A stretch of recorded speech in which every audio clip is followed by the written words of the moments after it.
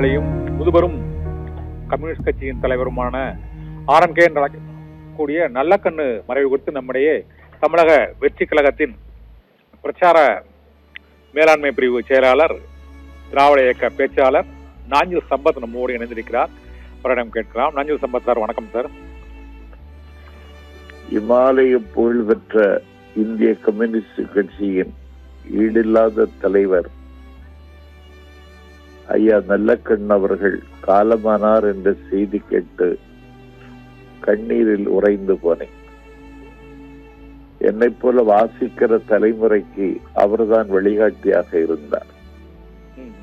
அடக்குமுறை சட்டங்களை ருசி பார்ப்பதற்கும் ஆபத்துகளை கடப்பதற்கும் என்னால் முடிந்ததென்றால் அவர்தான் எனக்கு முகமாக இருந்தார்.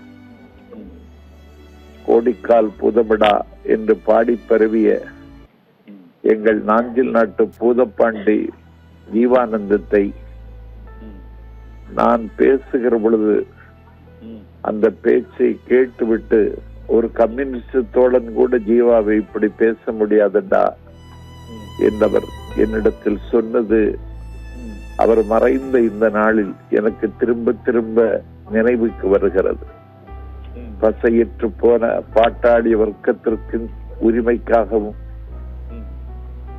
காலமெல்லாம் கண்மூடுகிற வரையிலும் கடமையாற்றி களத்திலே நின்றவர்.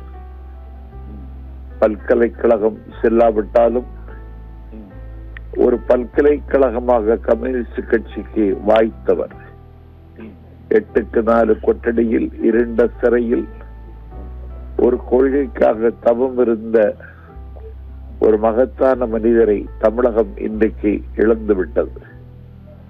வாழ்க்கைக்கும் வாயிலிருந்து வருகின்ற வார்த்தைக்கும் வித்தியாசம் இல்லாத தலைவர்களை பார்ப்பது அரிதாகி போன காலத்தில் உள்ளத்துக்கும் உதட்டுக்கும் இட்டு நிரப்ப முடியாத இடைவெளி வைத்திருக்கிற மனிதர்களுக்கு மத்தியில் உண்மையாக வாழ்ந்த ஒரு உன்னதமான மனிதரை நாம் இன்றைக்கு இழந்து விட்டோம்.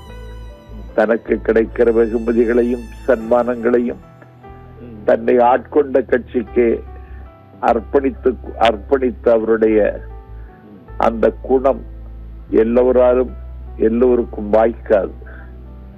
அப்படிப்பட்ட ஒரு அரிய மனிதரை, பெரிய மனிதரை, பொதுவுடைமை இயக்கத்திற்கு உரிய மனிதரை இன்றைக்கு நாம் இழந்து விட்டோம். என்னை பொறுத்தவரையில் உடல் இயக்குகிற நல்லுயிராக அவர் எனக்கு இருந்தார். எளியவன் என்னுடைய இலக்கிய பேச்சுக்களை கேட்டு உன்னுடைய துனியும் உன்னுடைய பாணியும் உனக்கு மட்டுமே வாய்த்தது என்று சொல்லி என்னை வாயார பாராட்டினார்.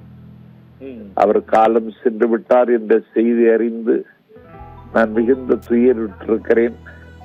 இப்படிப்பட்ட மகத்தான மனிதர்கள் 1000 ஆண்டுக்கு ஒரு முறைதான் அபூர்வமாக கிடைப்பார்கள். அப்படி அபூர்வமாக கிடைத்த ஒரு வைரம் வாய்ந்த மனிதரை தமிழகம் இழந்து விட்டது, கம்யூனிஸ்ட் கட்சி இழந்து விட்டது.